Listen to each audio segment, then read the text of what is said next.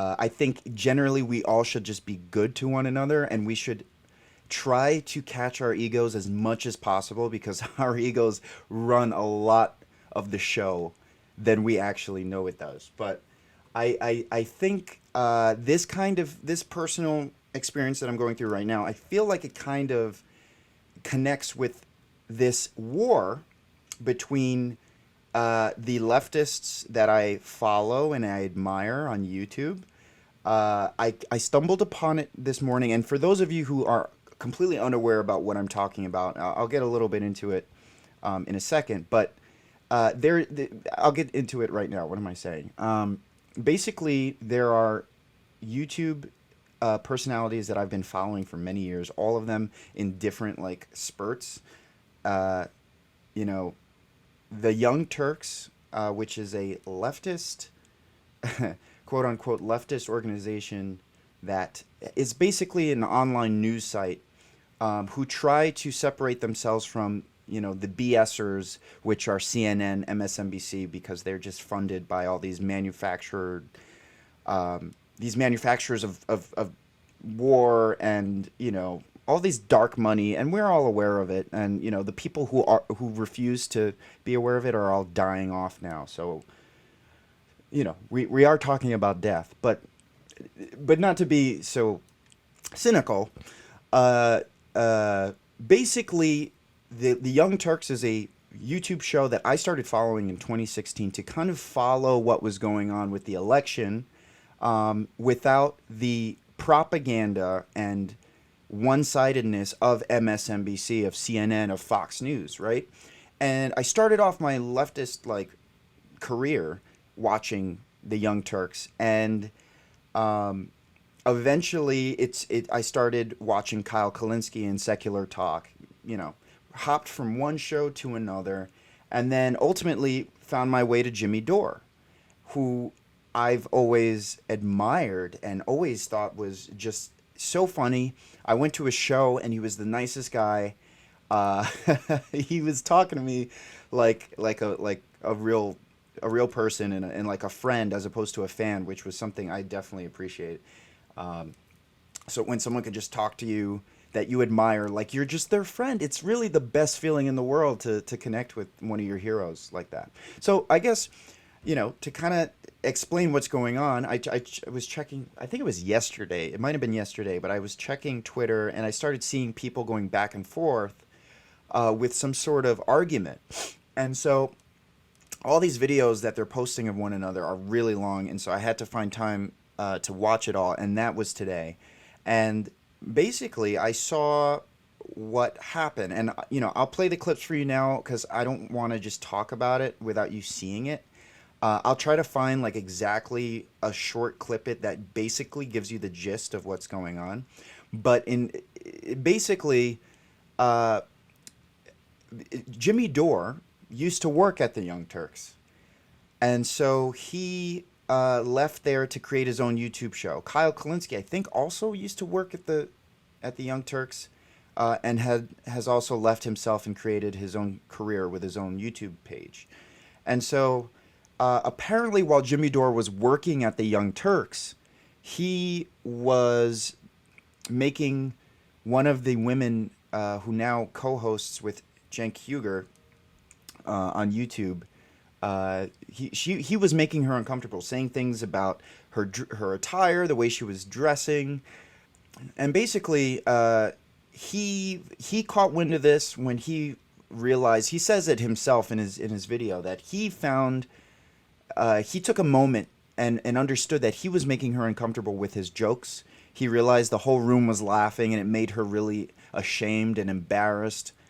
And he didn't want that wasn't his intention. He wanted to just make a joke. So he sent her a letter to apologize, and now it seems like she DM'd him personally and threatened him, blackmailed him in essence, for the things that he's been saying, which is basically criticizing, the viewpoint of the Young Turks on Syria. I think in this case is what it is.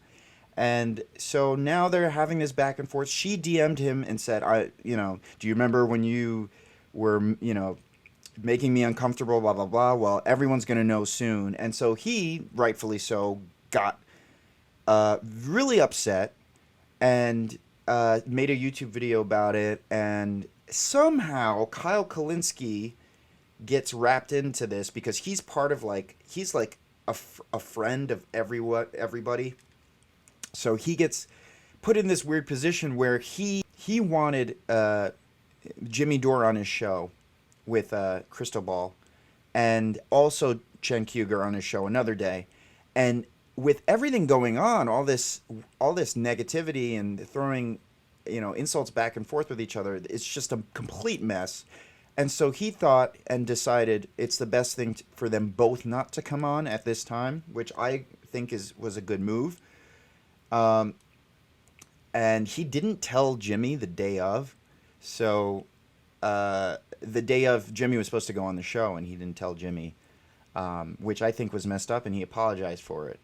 But typically that's not my way to go. If I have someone coming on my show or my podcast, whatever, or if I have like a date with someone, like I'm going to meet up with someone and I don't want to go or I don't want to see them, I will let them know that way in advance, because that's just how I am. But in this point, they didn't do it, and I think that's what set Jimmy off here. Let me play a little bit of what's going on here for you, and so you can see it yourself, and then I'll continue on. So this recent round all started with this video from the Young Turks talking about Aaron Mate in their postgame. They said Aaron Mate yelled at me. And so Aaron Mate lied. Aaron Mate. everyone cares what Aaron Mate has to say, right? Okay. The guy who denies that Syrian children were killed with chemical attacks. Yeah. And fuck gets Aaron paid Mate. by the... Yeah, fuck you. Anyway, let's move on. Let's end the freaking pod. I can't. Okay, see, that's what happens. I can't stand that guy, and I can't stand the very intentional disinformation they put out there in regard to disgusting dictators around the world. The very people they seem to be working for, to be quite honest with you. Let's move on. All right, we're done. Disgusting. Absolutely disgusting. So let's state the obvious. That was gross. She said that. It was fucked up. But as soon as I read that tweet, I said, uh-oh, here we go. This shit is about to get nuclear, because Jimmy Dore has one gear, and that gear is nuclear. But then there was another escalation. And the escalation came when this happened.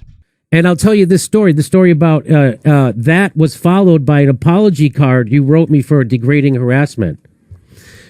Anna Kasparian used to dress, when I worked there, unbelievably inappropriately for a newsroom.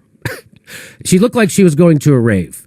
The skirt, one time she came into the newsroom with a skirt so short. It wasn't a pencil skirt. It was like a fluffy one too, but so short that she bent over in front of me and I literally saw her ass and her thong. She's wearing a thong. I literally saw it. Everybody saw it. And I go, hey, Anna, nice news skirt. And everybody laughed. Like they laughed louder than I thought they would. And so it humiliated her. She got humiliated in the middle of the newsroom. And I did it. And I felt bad. At that time, we were friendly.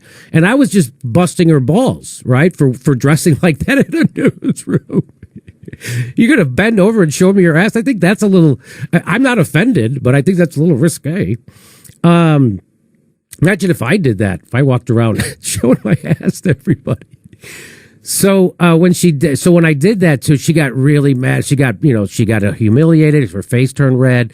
She tried to insult me back, and it just fell flat. And she looked, bad. And I felt bad for her. I didn't fight. I didn't want to make her feel that, but I just wanted to make a little joke. And all I said was, "Hey, Anna, nice news skirt," and everybody in the newsroom, because everybody saw how inappropriate she used to dress. And everybody saw it. And so that's why it got such a huge laugh, and she was so humiliated. So I felt bad for her. So the next day I wrote her a card saying, hey, I'm sorry, I won't do that again. That was inappropriate. You don't have to worry about that happening again. I won't comment on your clothes anymore. I should have said no matter how fucking ridiculous. You mean you'll stop commenting on her thong? On her thong that I could see. My reaction as I was listening to that live, and by the way, I was with Crystal when it happened, we started cringing more and more the more Jimmy talked. And ultimately, my reaction was exactly like Max Blumenthal's. In that moment, we are all Max Blumenthal. And understand something, guys. My issue is actually not with the original incident that Jimmy's talking about there. Now, to be fair, Jimmy says, hey, it was a bad joke. Anna says it wasn't a bad joke. It was Jimmy commenting on me in a sexual way in front of my students. Her students were in the room at the time. Now, I wasn't there. I'll never know exactly what happened. I don't think Jimmy's a sex pest. I don't think he's a criminal. I don't think this is a hashtag Me Too thing. But my issue with the thing we just saw is what he just said right there. If somebody spoke about my mom or my sister or my girlfriend like that, it would take every fiber of my being to not want to beat the shit out of them. Well, what happened was they booked me like a month earlier, right? So on June 1st, I was texting with Crystal. So the way they treated me after this was not like you would treat a friend or even an enemy. The way they treated me was unbelievably rude and unprofessional to the extreme. So you see that I have a date booked. So she gives me the date. I picked June 24th. So when June 24th comes around, I'm ready to go do this show. And I realize they haven't given me a link. They haven't, nothing. There's no text reminding me, no nothing. So we're supposed to go at 10 a.m. and at 5 to 10, I texted them both saying, hey, I have this on my calendar today. Are we still doing it? And they ghosted me. So basically, you can kind of see how people, in this case, Jimmy Dore and Kyle Kulinksyi, who I'm going to talk about in this video because I'm not really a fan of the Young Turks, and this is nothing against anyone who are fans. I just stopped watching because the way I've matured as a person has kind of not aligned with the way that they are and the things that they say now, and that's fine. I mean, that's life. I don't go out on Twitter and criticize anyone for anything, and I'm not really wrapped up in that world as much as everyone that I'm talking about is. So that's kind of why too. And some people might say, why are you even commenting on this? But I do think I did think I had a perspective that needed to be heard when it comes to what's going on here. But basically, Jimmy Dore, who I'm such a big fan of. I'm such a big fan of Jimmy Dore. He's, like Kyle said in the video, he goes completely nuclear on everybody, and especially Democrats, and he's attacking them from the left. And I think that is such a good quality as someone to admire, because he's really fearless, right? And that's been something that I've always been trying to chase myself. Is like, be fearless. What does that mean? Do not care. Do not overanalyze or worry or dwell on how people perceive you, and how you come off to people. Yes, it's important to be self-aware about how you come off to people, but there's a certain balance of awareness and fear that that everyone should have. And sometimes, depending on the situation, sometimes fear takes control. I'm trying to basically live my life with that sentiment, with that idea of, let me try to be as fearless and authentic as possible. And so this is why I've always been drawn to Jimmy Dore, because he is such an authentic person. He's very passionate about everything he talks about, and I agree with most everything he ever says. So, I mean, that's where I'm coming from. I am a big Jimmy Dore fan. And so I just want to kind of tie in here what I was talking about earlier about the fact that I am experiencing a loss, which is making me, in this direct moment in time, start to appreciate my life and the people in my life more.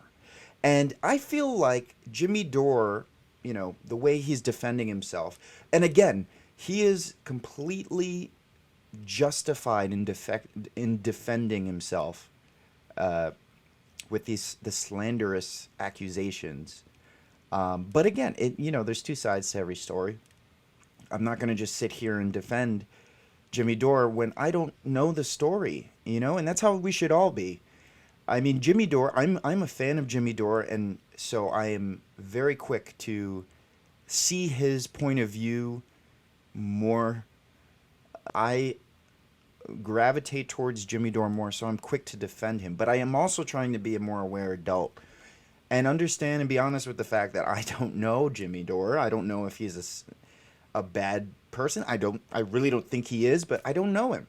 And I think we should all have that way of thinking. Actually, it's funny. I was in Georgia about a month ago, and I was talking to a couple of buddies, and we were drinking, and I was like, guys, I feel like, we all hate Hillary Clinton, but I feel like as I get older, I don't hate her as much because I'm starting to realize, like, I never met the woman.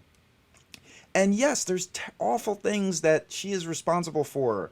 And, if I had met her, if I met Hillary Clinton tomorrow and, she walked into my house and I had the opportunity to look at Hillary Clinton face to face, I would be a respectful person towards her because that's how I was raised. I wouldn't look her in the face and be like, fuck you, you fucking bitch, you're responsible, Benghazi, ah!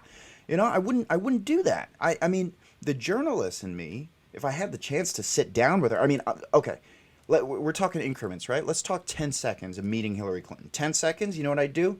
I'd smile, I'd be respectful, and I'd walk on. I would continue my day, and that would be it. 10 seconds with Hillary Clinton, right? Completely be respectful.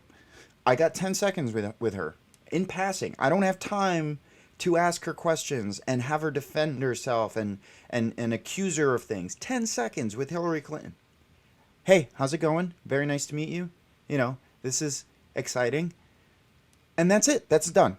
Now, if I had 5 minutes with Hillary Clinton, I'm in line with her at, let's say Wegmans. I'm in line with Hillary Clinton at Wegmans. We got 5 minutes. It's a long line, right? It's Thanksgiving weekend. Again, I'm respectful. We're in a public place. We are not in a situation where I should be scolding her, in my opinion, because I don't know the woman. She's never done anything personally to me, and so I'm not going to make her uncomfortable. 5 minutes with Hillary Clinton, I'd probably use that as an opportunity to again, be respectful, but also maybe ask her some things that I always wanted to know. And again, I don't want to get into a huge tangent here, but I would use that 5 minutes with Hillary Clinton just to kind of take advantage of the situation. Here I am with Hillary Clinton. Let me ask her: is she aware of Baby Shark? not necessarily that, but you know what I mean. I would use that as an opportunity to kind of connect with her on a human level, maybe, because she is a human being that I've never met before, and I don't know her personally, and I can't, as I get older, can't share that testament that I hate Hillary Clinton because I've never met her. So, point being, and again, let me just get into like the 20-minute to like 40-minute situation with Hillary Clinton. Then the journalist in me comes out. I start pressing her. I'm like, again, always respectful, because that's how I was raised. And I'm like Kyle Kulinksyi here, who has said that he's a very introverted person, and he doesn't like conflict, and he doesn't like getting involved in personal slander and stuff like that. He keeps it to policy, and I very much agree with him there. But if I had 45 minutes with Hillary Clinton, I'd probably the journalist in me would start questioning her, and probably I would try to plan it beforehand if I had the opportunity, and I would try to ask her things that other journalists haven't done. And have it recorded if I could, and analyze her micro expressions. I'd probably ask her about the kill list, and the hit list and all that. But I digress. The reason I bring this up though is because I'm just saying that I don't know any of these people that I'm talking about, so I really don't have the right to criticize or talk about these guys. I just wanted to share my perspective on it all. Let's fast forward back to Jimmy Dore, right? I feel like in this case, Jimmy Dore is and has constantly been accused of many things, and it cannot be an easy thing to go through to be accused of things, especially being Me Too'd. I mean that. I mean, if I was accused falsely of doing anything of the sort, I would get really defensive, and who knows the state of mind that I'm in, what I would do or say. Who knows? I've never been in that situation. I just feel like in this case we have two people, and again I'm talking about Kyle Kulinksyi and I'm talking about Jimmy Dore. I don't want to talk about Cenk Uygur and Anna K. Right? I don't care to. I don't watch the Young Turks. I do watch the Jimmy Dore show. I do watch Secular Talk. So that's all I want to talk about. I feel like this little back and forth that they're going through is very... I mean, there's some elements of it that needs to be understood when it comes to how they're saying the things that they're saying about each other. For instance, I completely agree with Kyle Kulinksyi. If you watch his video, and I'll put a link in the description, if you watch his videos, kind of rebuttaling the criticism from Jimmy Dore and Aaron Mate, I agree with him 85-90%, because I completely understand where he's coming from. I did not agree with the fact that him and Crystal kind of ghosted Jimmy Dore. I don't agree with that. I also don't agree with the fact that Kyle did not go more in detail about how the Young Turks are really like blackmailing Jimmy Dore. And I feel like if he just got into that a little bit more and like made that the bulk of his video, as opposed to kind of getting just defensive, which again, I don't blame Kyle Kulinksyi for doing that, because it seems like Jimmy Dore is instigating something with Kyle that could or could not be built up from perhaps something else. That's the vibe I'm getting from all of this. I feel like Jimmy Dore is coming at Kyle in a way that is not very friendly.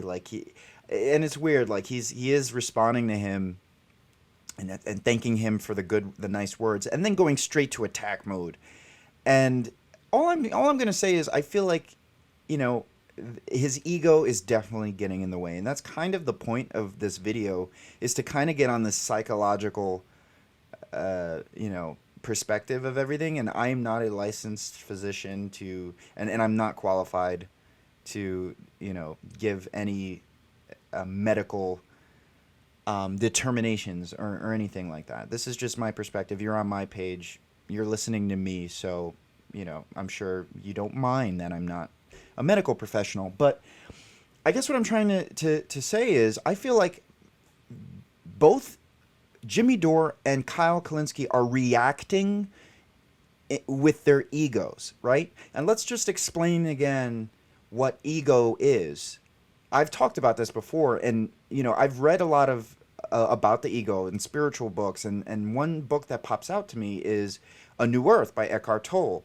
And he basically explains that the ego is not what we all think it is, or just that. It's not. It's a lot more than just, oh, I think I'm the best and I have the biggest ego in the room and everyone else is below me. That's not the grand scheme of what the ego is. The ego is the sense of self. It is who you are. It starts developing around 2 years of age, and an example of seeing it in a young child is if you take their toy away from them, they start to cry and they scream for their toy, my toy, my toy. That's the ego. That they've associated that toy with their sense of self, and that's the earliest signs of the ego. And there's nothing wrong with it.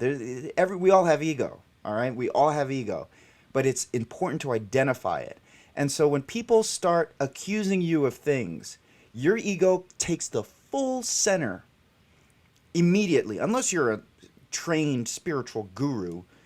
With most people, if you are accused of something, your ego comes out. It remains dormant for a long time, but it comes out and it steps up to defend itself, because this is my sense of self, right? This whole situation is showing off the complexities of Jimmy's ego. And you know, again, no disrespect to the man, and I hope he doesn't see this, because I'm a fan of him, and I would hate for him to watch me and you know, be introduced to me virtually with me accusing him of anything.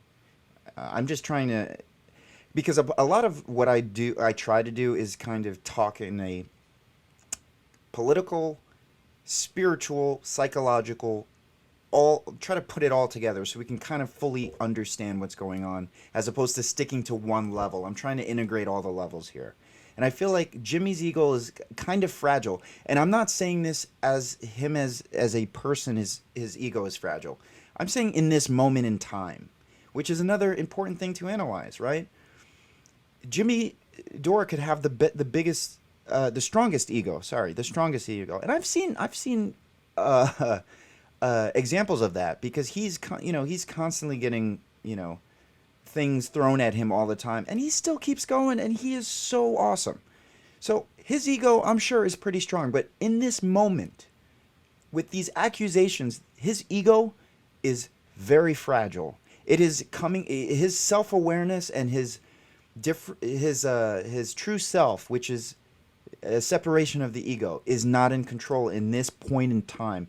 There are a variety of things or reasons why that could be. Maybe he had an argument with his wife and she said he had a small penis or something, and his ego was hurt, and now directly after that, or anything else that could have happened, he got on the phone with his mother and she said, "I always hated you and you disappoint me."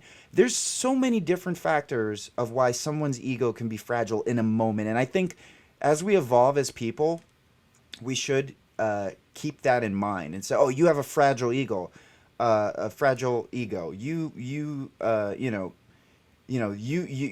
this person, you're that person." But we really are different people every single moment of the day. So let's just get that straight. But in this situation and what's going on now, I have the feeling, and I'm under the impression, that Jimmy Dore's ego is very fragile. And why? Because look at the way he's quick to subtext Kyle Kulinksyi.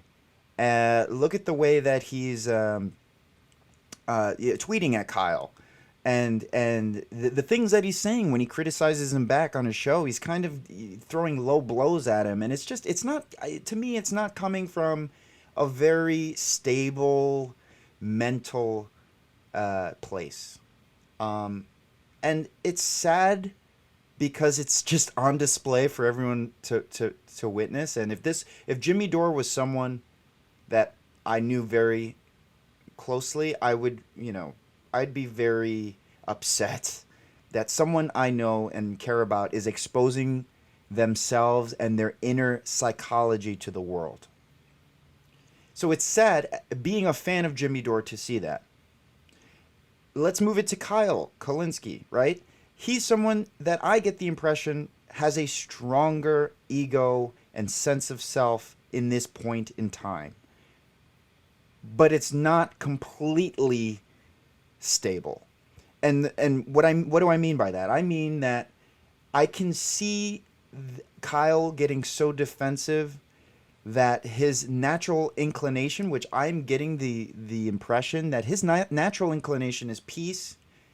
Keep the peace. Like me, I'm very similar.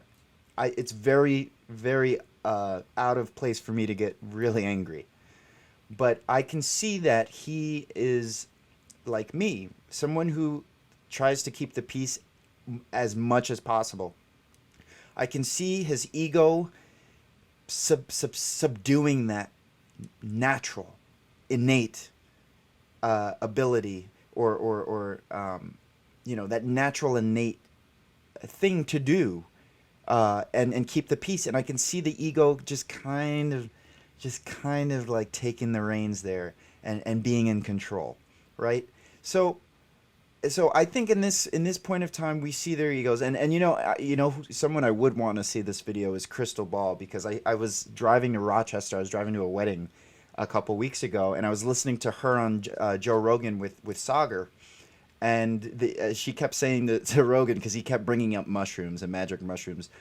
She was like, I want to try it. I definitely want to try it. I'm very interested. Joe, let's talk about it after the show. Like, she seems to be interested in taking it. And one thing I would tell to Crystal is that's something that you totally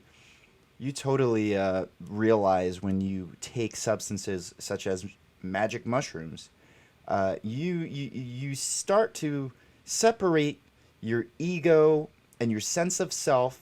Just to clarify that, the sense of self, the person you are, why you love these things, why you hate these things, what you love to do, what you don't love to do, all those aspects of yourself start to disassociate from your actual being.